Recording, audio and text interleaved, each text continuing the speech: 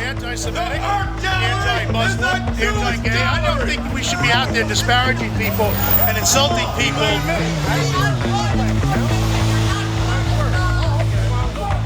Here we have old art. This goes back to the 1980s. People might say, well, why are you complaining about an art which has been shown a long time ago? The question needs to be directed at the gallery. Why do they find it necessary to bring it back at a time when everyone's concerned about not offending Muslims, and they think that we're fair game?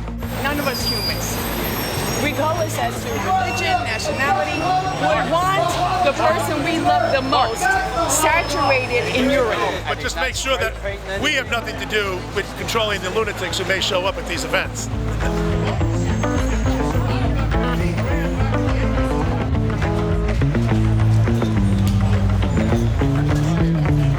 Acaba de haber una protesta de la Iglesia Católica y este eso.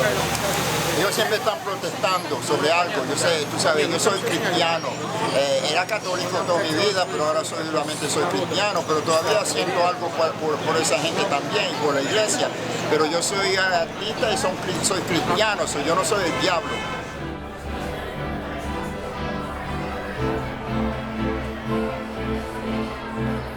We went through a lot of the work to cull from it what we felt was the most interesting, most important work. I will say that Piss Christ was certainly under consideration, but far more for its importance as a work of art and how it fits into the grander scheme and oeuvre of his work, not because it's been a controversial work as it has been. Now, I don't know Mr. Andre Serrano, and I hope I never meet him, because he's not an artist, he's a jerk. It's funded in part by a grant from the National Endowment for the Arts. What a disgrace. The fact is, the working man and woman in America went to fund Piss Christ are very angry and they want an accounting for it. I don't have a say in where my tax dollars go for anything, you know, so why should art be any different? The photograph was attacked with a sledgehammer. It's so arrogant, it's so strong. Art is not a threat to the American people, but censorship is. I like black. When the chief critic of the New York Times says to me, like, Andre Serrano's 15 minutes are up, you know. I know, that's me. I mean, that's I'll be the first to say, that is really me. You know?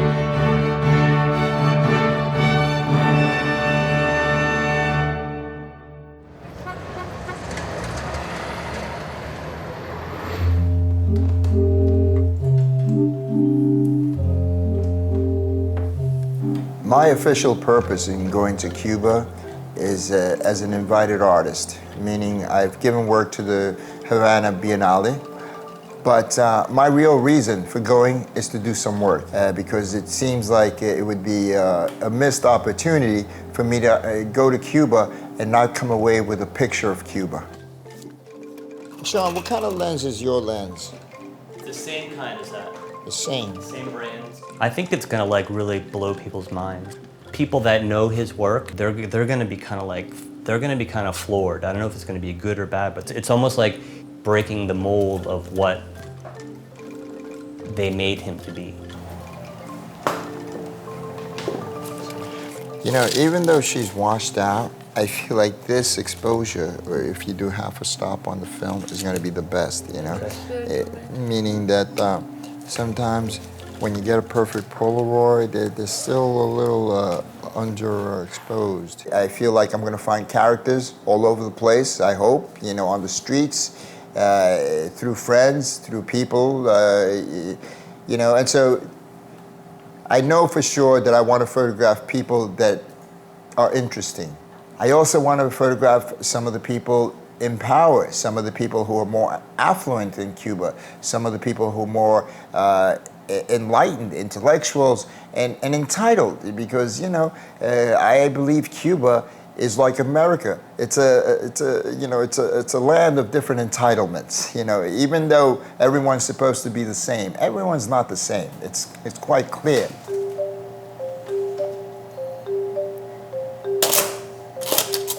I paint backdrops, I position models, I create outfits for models, sometimes I even create compositions. Yeah, absolutely, I'm very involved creatively.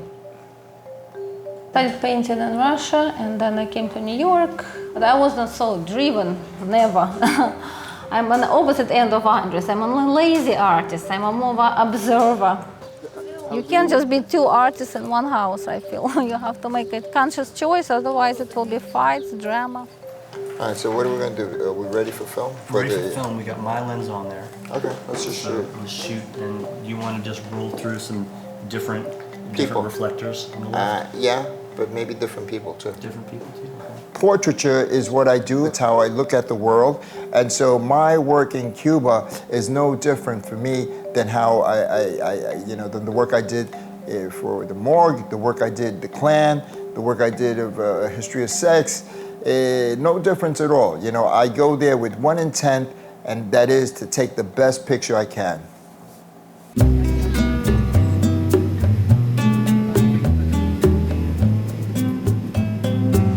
I have to justify my time in Cuba and in turn justify my time on Earth. By that I mean I was put here for a purpose. Damas y caballeros, bienvenidos a la ciudad de La Habana. Estaremos transitando.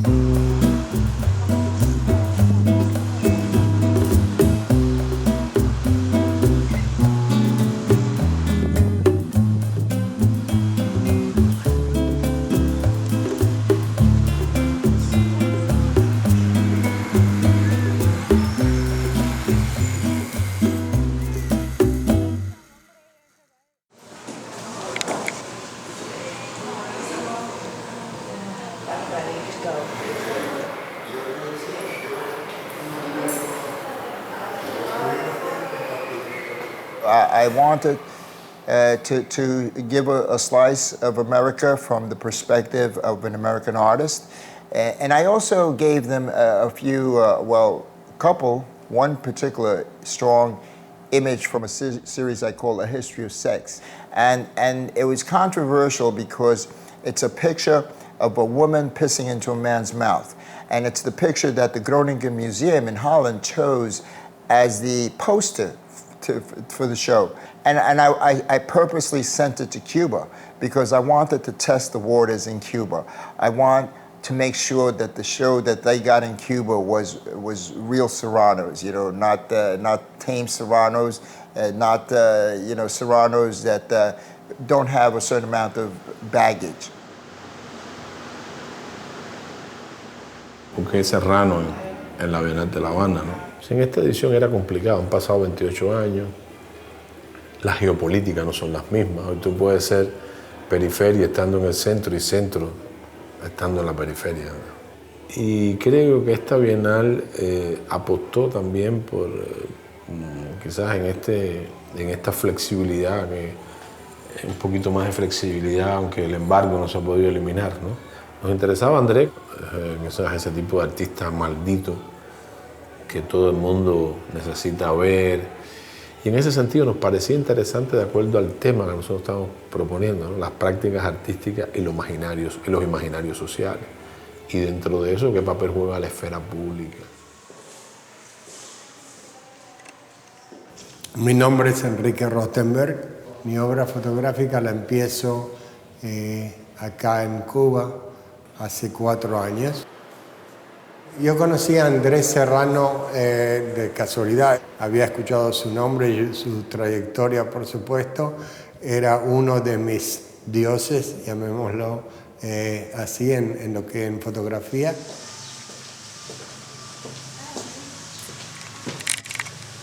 Ya en la primera reunión, que fue a los 2 o 3 días que Andrés estaba acá en Cuba, le dije, we will make a deal. I want to make a deal with you. Yo te voy a llevar a ciertos lugares, pero permíteme ser tu asistente. Yeah, check out my portrait. Your portrait, let me see. When that happened, I make the work so fast. Oh, wow. That's a very good one. Why the lens, huh? I'm very Cuban, man. Yeah. I'm very Cuban. Yes, yes. Y quizás así, más relaxed, más natural, así. Ajá. Yo veo que Andrés, cada vez que toma una foto y Irina está al lado de él, le muestra la foto y le pregunta su opinión. Y que yo todo el tiempo le digo... No me digas nada. No me digas nada, no me digas nada porque me sacas la seguridad. En cambio, Andrés, que parece que se siente más seguro que yo, pregunta y le dice, bueno, si tienes que decirme algo, dímelo. No creo que se sienta más seguro, pero quizás tiene como un filtro, porque él recibe lo que recibe y lo demás lo va como desechando. Como que no trata de entender con la cabeza, sino más bien solo entiende a través de la mirada. Make it better than real. I said it's real, it's just tweaked a little bit. It's better than real. You know, I think of Cubans as having a certain thing that I call atrevido, a little daring, a little ballsy. And I certainly, in my work, I try to push the boundaries, you know, for myself, for everyone else. And I feel like that I certainly got from my mother. My mother was born in Key West, Florida, but when she was about, I think, an infant, she was taken to Cuba because her parents were Cuban. I was born in New York in 1950. So I've never been to Cuba, but because my mother was so Cuban, she never really learned to speak English. And so I had to speak Spanish at home with her. From my mother, I have a sense of what Cubans are like, especially that Cuban. The first real kind of like intense environmental portrait stuff we did was LUDMILA. And she ended up being someone that like helped us, I guess, get the women of Cuba. Abre los pies.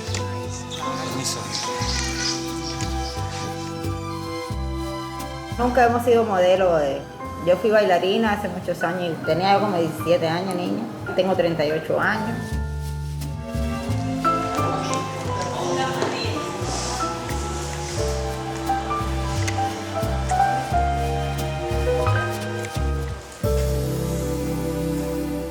Yo me quito hasta que de ahí para abajo no sé si los nervios me dan.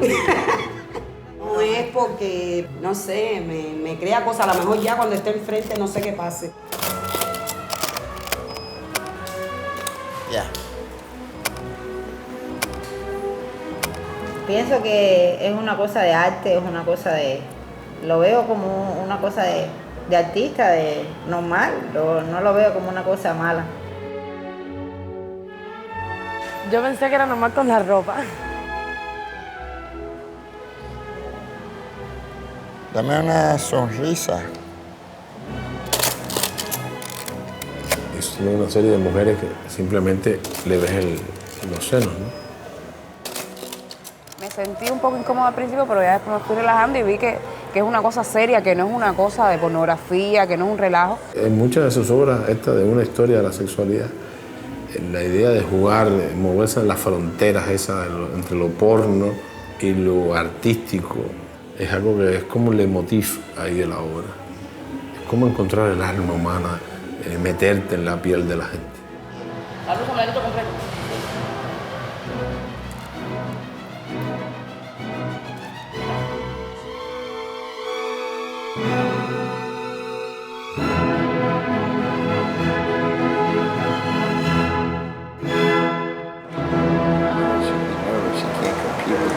Those women are very strong. They look like nothing when they come out, but I think They look like something when they show breast. I can't do it, and they look like something.